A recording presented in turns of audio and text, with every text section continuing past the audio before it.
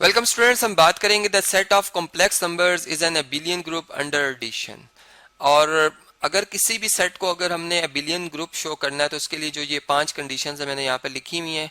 हम यूँ कह सकते हैं कि non empty set G is set to be abelian group if पहली कंडीशन क्या है कि जी इज ग्रुपाइड हो अंडर एडिशन। हम बात अगर कर रहे हैं इसी तरह सेमी ग्रुप होना चाहिए, मोनाइड होना चाहिए, जी को ग्रुप होना चाहिए, तब ये ग्रुप कहलाएगा। और अगर ग्रुप होने के बाद कम्यूटेटिव ला भी होल्ड कर रहा है अंडर एडिशन तो हम कहेंगे कि ये फिर अबिलियन ग्रुप या कम्यूटेटिव ग्रुप है। ठीक है जी, बात समझ आ गई। अब हम सबसे पहले देखते हैं कि क्या मतलब पहला पार्ट हमारा ये है कि क्या हमारे पास जो सेट ऑफ कॉम्प्लेक्स नंबर्स हैं, ठीक है, ये चलें बल्कि मैं इसको पहले लिखता हूँ कि जो हमारे पास सेट ऑफ कॉम्प्लेक्स नंबर है इसको हम डिफाइन कैसे करते हैं। ठीक है, देखें इसमें जितने भी नंबर्स आएंगे वो a plus iota b form में होंगे, मतलब उनके दो पार्ट्स होंगे, एक रियल और एक इमेजिनरी पार्ट होगा, सच दैट कि a और b इटसेल्फ जो है वो रियल नंबर्स होते हैं।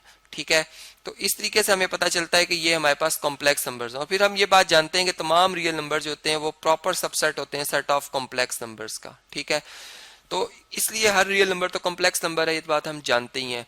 और हमारी आदि तो हेल्प यहाँ पर हो ही जाती है। ठीक है, इस लिहाज से अंडरस्टैंड करने के लिहाज से कि हम किसी अगर कॉम्प्लेक्स नंबर जैसे ग्रुप पार्ट अगर शो करना है मैंने, तो मैं जानता हूँ, देखें फर्स्ट में यूं कहूंगा कि for all a b belongs to, बल्कि यूं हम कहेंगे z1 z2, z1 z2 belongs to complex numbers. ठीक है,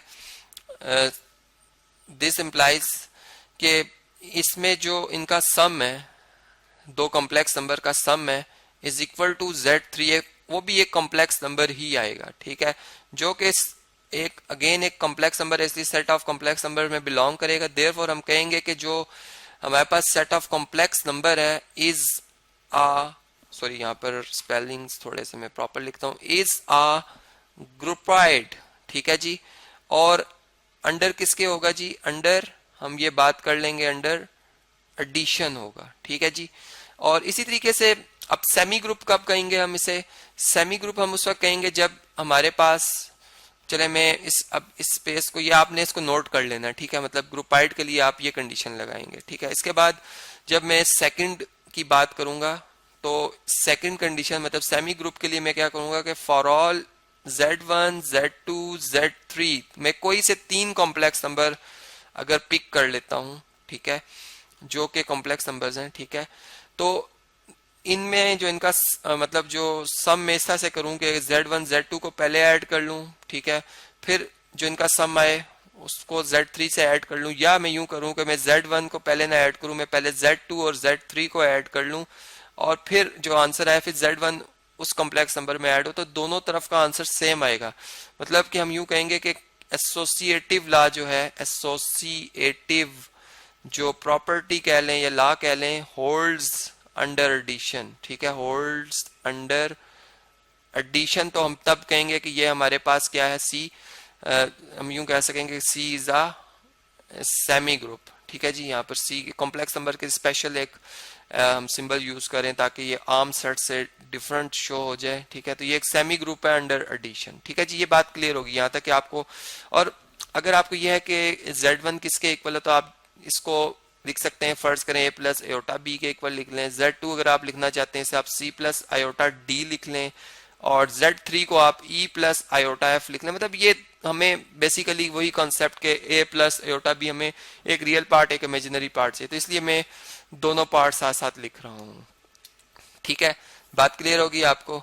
अब चलें इससे नेक्स्ट, हमें यहाँ तक पता चल गया कि हमारा जो सेट सी है कॉम्प्लेक्स नंबर का वो semi group under addition.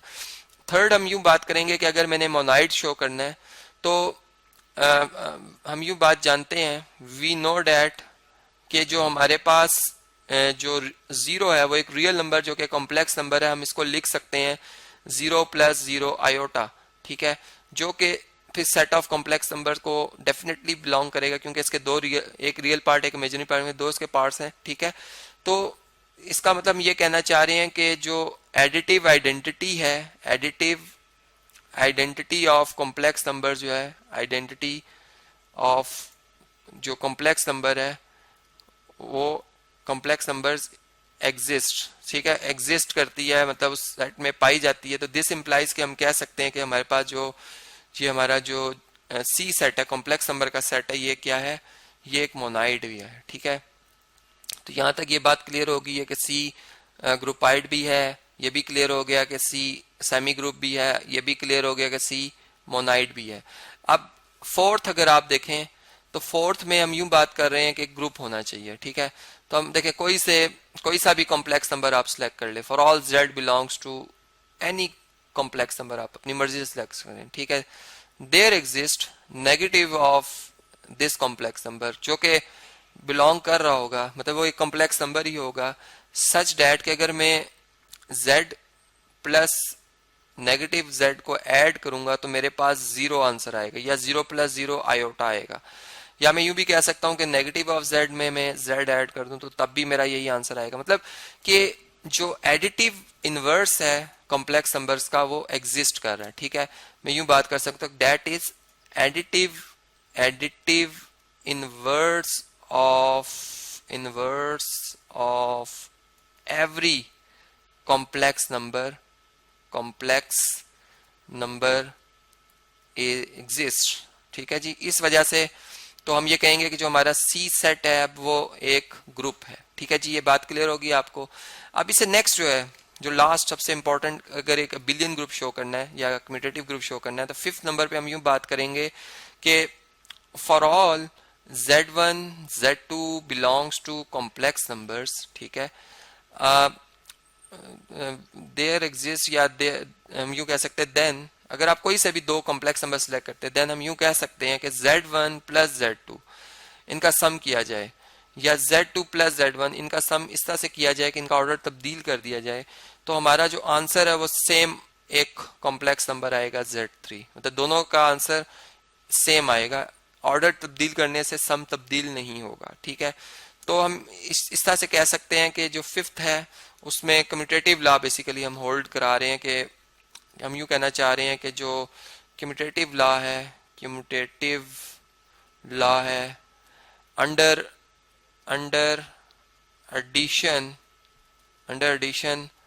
Holds in set of complex number. ठीक है, तो देयरफॉर हम कह सकते हैं कि ये जो हमारे पास सी सेट है वो एक एबिलियन ग्रुप है। ठीक है, तो दिस इंप्लाइज जब ऑल कंडीशन सेटिस्फाई हो रही हैं तो हम कहेंगे कि C complex number set of complex number is an abelian group